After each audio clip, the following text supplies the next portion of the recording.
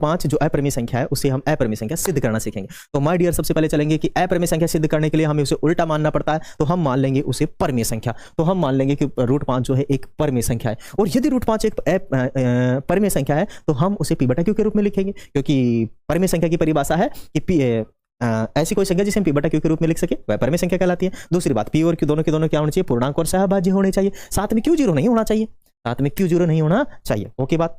फिर यहाँ हम कैलकुलेशन करेंगे क्योंकि हमें इसे रूट हटाना है इसका, तो दोनों तरफ वर्क कर देंगे, दोनों तरफ वर्क कर देंगे तो अपने पास ये सिचुएशन है, मान q² इंटू में 5 बराबर में p²। इसका मतलब है कि ये 5 p² को विभाजित करेगा, क्योंकि इस 5 के अंदर भी p है, सॉरी इस p के अंदर भी, इस p² के अंदर भी 5 है। इसका मतलब ये हुआ कि 5 p² को विभाजित करता है, और पर में 1.2 से अगर 5 p² को विभाजित करता है तो 5p को भी विभाजित करेगा अकॉर्डिंग टू पर में 1.2। अब अगर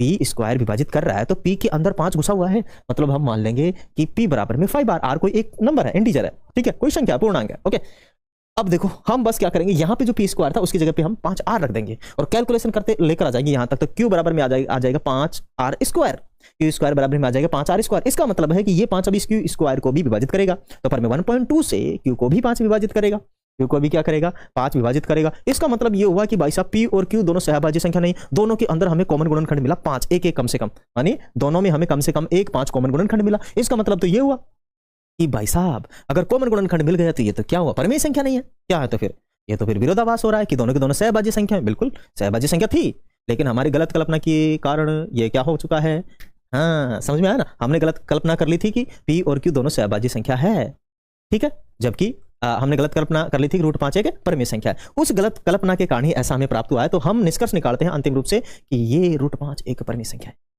एक अपरिमेय संख्या, सॉरी √5 एक क्या है, अपरिमेय संख्या। ज्यादा समय नहीं लगा और मात्र कितने सेकंड में 120 सेकंड में ये सवाल हो चुका है।